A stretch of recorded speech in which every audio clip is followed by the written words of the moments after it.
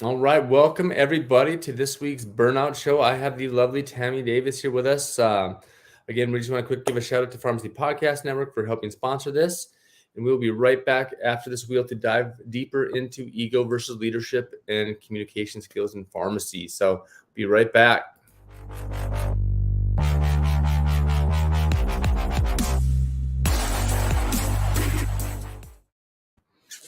Hello, Tammy. Hey, Sean. Good to see you again.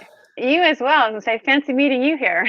I know. But at least that I am thankful for the show because there we're forced to check in every single week. So that's kind of sometimes these things are good for us. So I love the continuation of last week's conversation, kind of ego versus leadership. We had a great conversation last week that kind of opened my eyes up a little bit to maybe I'm thinking about ego wrong. Anyways, don't need to rehash that, but I'm even more excited about this topic today as far as the effective communication tools in pharmacy leadership, which I'm just going to pass over to you right away because you said something right before we got on that I thought was really important to note as we're talking about leadership. Yeah, leadership isn't about position, it's about vision. And especially when we're working with supervisors and managers who are above us. The leadership is it's learning how to communicate and create and notice where there might be gaps at the level that we're at, depending.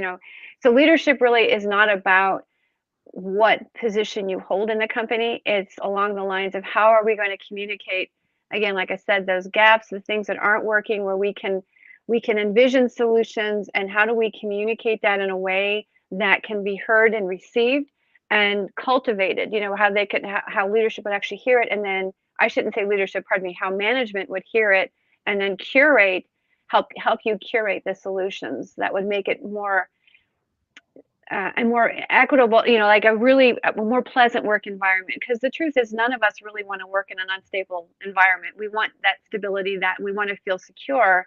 And oftentimes there's many things that are happening that, because we have so many different egos in check, that it makes it very difficult to feel comfortable. And leadership is willing to step outside that, because one of the things that I've come to understand is we can become very comfortable in the discomfort. So, like, if we're uncomfortable in a work situation, it becomes so familiar that we've normalized it. And the leader, despite whether it's a pharmacist or a pharmacy tech, no matter who that person is, who's willing to take the leadership role and go, hey, look, this isn't working. This is what I see we could do. This is what I would like to see happen. And how can we come together?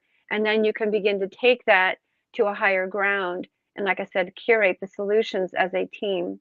So leadership can happen at any point in time, no matter what position you hold. I love it. I've heard the expression leading up many times in my career where this feels something kind of like that. I don't know if that's an Hmm. official term, but that's really what you'd want to do is lead up, right? Where Right. you're using your leadership skills, you're getting uncomfortable, and passing along that information to, like you said, management, not leadership, management, right? Um, Exactly. yeah, I like the way you frame that. Okay, so diving right into like tools, like the effective communication tools, like what does that look like to you? Well, I wanted to take it one at a time so that Okay. we can, because we don't, otherwise we can get, it can. So today I wanted to talk about nonverbal communication, body language. And this doesn't mean you have to become a body language expert, but in communication, 90 to 95% of our communication actually happens nonverbally. Okay. And it really gets very fascinating. And like I said, nobody has to be a body language expert, but what it comes down to is beginning to observe body language in others, and then become cognizant of how your body follows your emotions.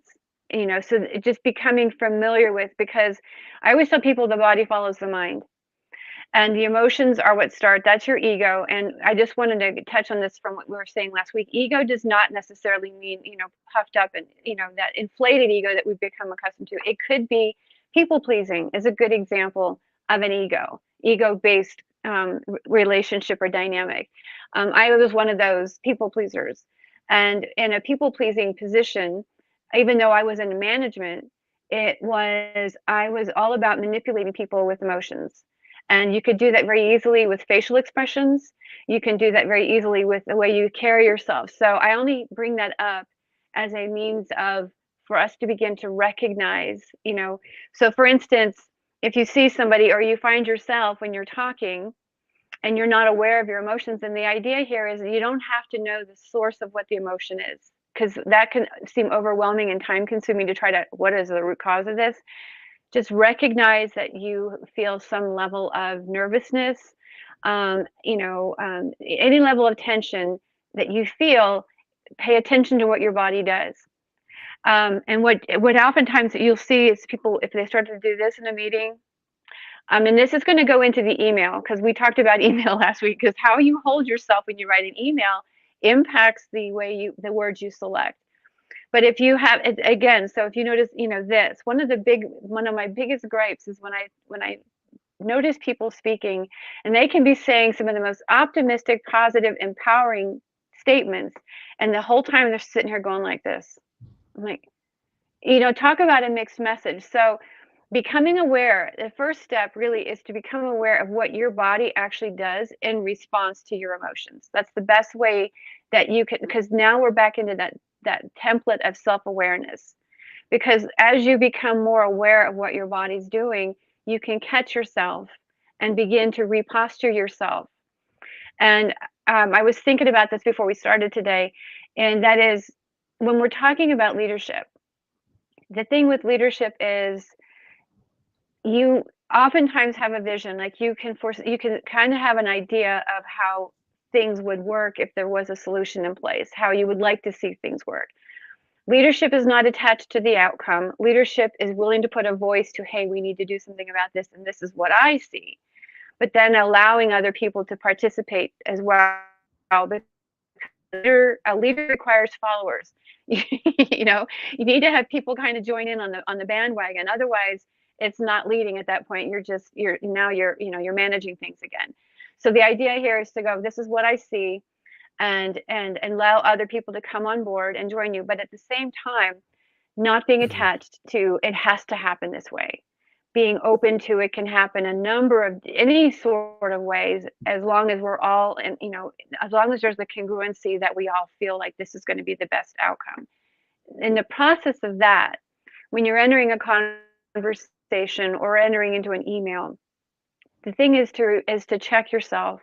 Again, check your emotions. And I'm going to make a reference to a movie that I just watched last night that I have to share really quickly. But the idea is to check yourself, because if you can get a grip on what you're actually experiencing and remember your commitment to, let's just say, I'm committed to a stable work environment. I'm committed to my feeling comfortable. I mean, to all of us being able to, I'm committed to congruency. I'm committed to whatever that looks like, but remain in that space of commitment and remember that commitment as you're speaking.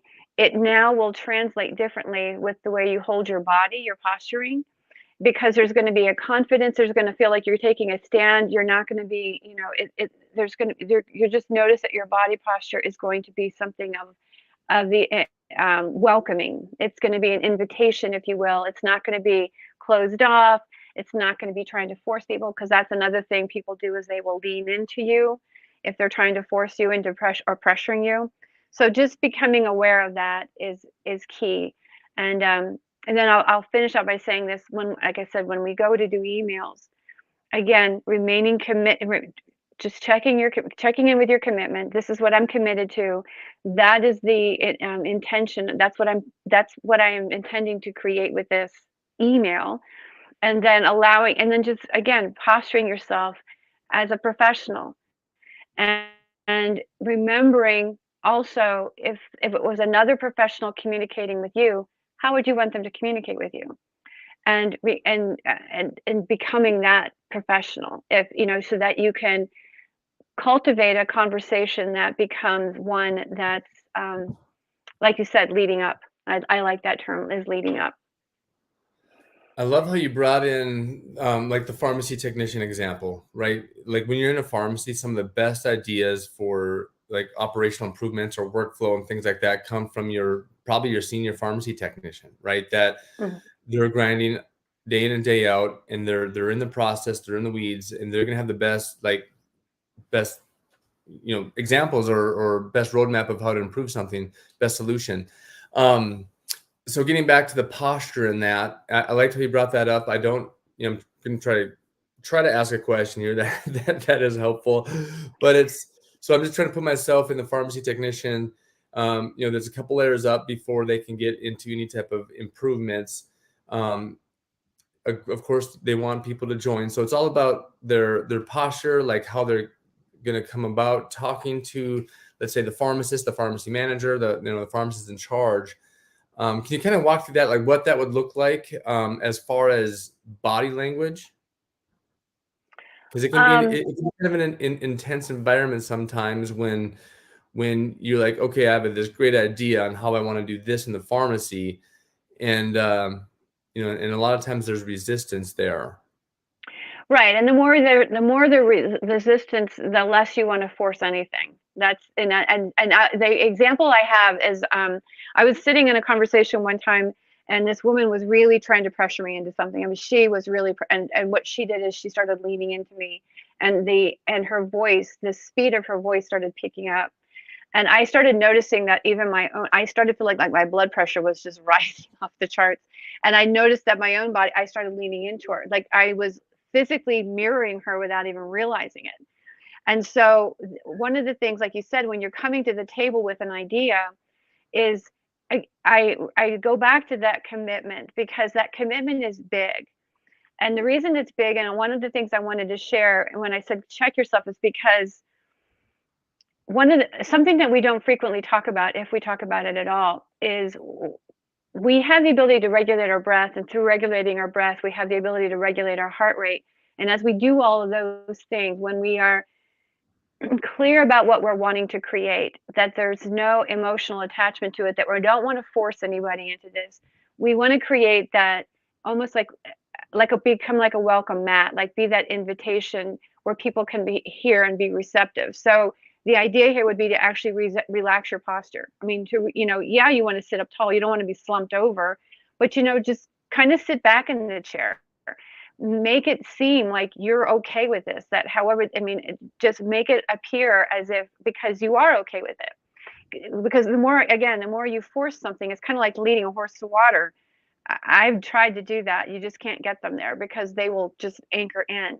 And this particular woman, when I was talking with her, when I caught myself doing that, I actually sat back. I actually sat back, and her voice dropped. She started following my lead, and she started posturing me, and then the conversation ended up in a far more better outcome than had I, because she was just trying to force me to do something, and it would have been against what I really wanted. But once we finished out the conversation, it was amenable to both of us. And that's the best example. But like I said, there's one thing that we don't frequently talk about, if we talk about it at all, is the eyes. And there's a lot of neuroscience to this. And so again, this is why it's so important to remain convicted, have that conviction about it, really separating ourselves from the emotion and understanding that emotional attachment is going to be ego. That's your ego going, this has to happen. If this doesn't happen, what is this? We give it meaning if it doesn't happen. Like, what does this mean about me if I can't make this happen? And we have to be willing to let that go. And that takes a lot of courage, because it doesn't mean anything about you if you can't force anybody to do something. It's just that power struggle. And are you willing to relinquish the power struggle in order to invite a bigger conversation, is how I would frame it. But the eyes, what's really important here is that our eyes respond to our emotions instantly. And nobody, even though we look like we're looking at one another in the eye, we're not noticing the changing of the pupils. And what's fascinating to me in the neuroscience is one of the things they've come to understand is that if we've had a situation in our life at some point that was upsetting, I'm avoiding using the word traumatizing, but it was highly distressful. And there was a look in someone's eyes, and I've witnessed this countless times in treatment facilities where I was working with people in recovery from trauma, where they'd see somebody that they didn't even know, but they had an immediate reaction. And so the neuroscience is actually showing that your brain is reacting to your eyes, to another person's eyes, instantly, and you don't even realize it. And it can trigger something in you, that emotional reaction. So remembering, and like I said, with this movie, it was called After Earth. It's a Will Smith movie. But one of the things he talked about to his son was get a hold of your fear, because they can smell your fear. Well, I'm going to say, when you're in a meeting with someone, they can see your fear, and they don't even realize they see your fear, because their brain is registering it, and it's going to kick them into high gear to become protective, because all the ego is about is surviving. And leadership is about inviting a bigger conversation. So it's not about everything has to happen right now. This is about, okay, I'm going to open the door, and let's just be the welcome mat, and let's see where we can take this. But again, your posture is going to be one that you want to be open. You don't want to have your arms closed. You don't want to be, even with men and women, it's always advisable to have your legs down.